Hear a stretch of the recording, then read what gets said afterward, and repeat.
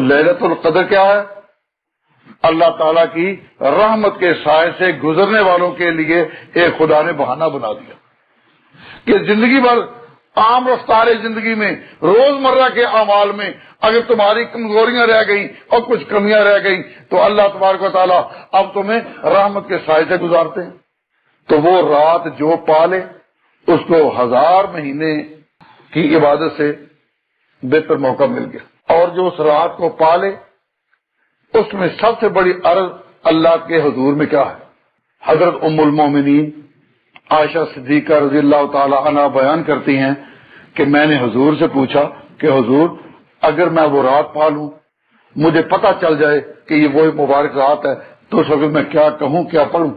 تو حضور اکرم صلی اللہ علیہ وسلم نے فرمایا کہ وہ موقع اگر کوئی پالے تو یہ کہنے کا ہے اللہم انکا عفو تحب العفو فاعف عنی، اے اللہ تو معاف کرنے والا ہے اور معاف کرنے سے تو محبت رکھتا ہے، اس کو پسند کرتا ہے تو مجھے معاف کرتے.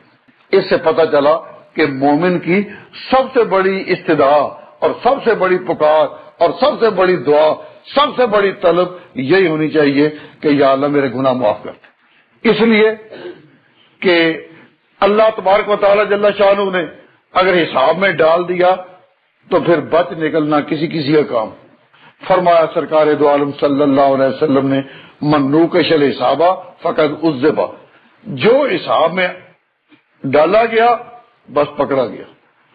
تو اللہ تبارک و تعالیٰ سے رحمت مانگنا، اللہ تعالیٰ سے اس کا کرم مانگنا اور فضل مانگنا یہ ہر مومن کا سہارا ہونا چاہیے، اور اپنے بارے میں یہ ہونا چاہیے کہ یا اللہ مجھے معاف کر.